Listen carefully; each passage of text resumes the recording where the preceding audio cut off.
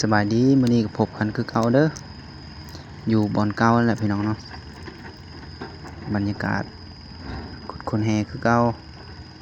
มาทำงานมื้อสุดท้ายมื้อนี้เนาะพี่น้องเนาะก็สิได้มื้อพักแล้วเนาะมื้อพัก7มื้อกลับมาอีกเนาะสถานที่เก่าเด้อพี่น้องเด้อสถานที่เก่าที่เดิมเนาะที่เก่าเวลาเดิมเด้อพี่น้องเนาะอย่าฟ้าวเบื่ออย่าฟ้าวหน่ายกันเด้อบรรยากาศดีพี่น้องมืดคือฝนสิตกนี่แหละ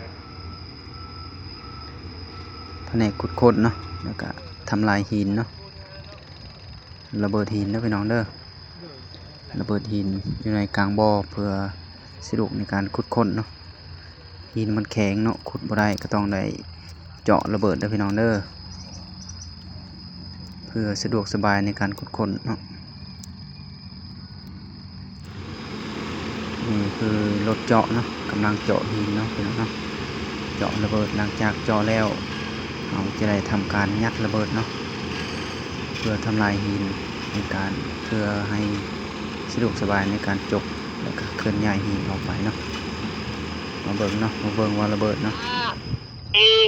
กำลังกะเกียมทำลายระเบิดหินเนาะพี่น้องเด้อมาเบิ่งนำกันเลยเนาะระเบิด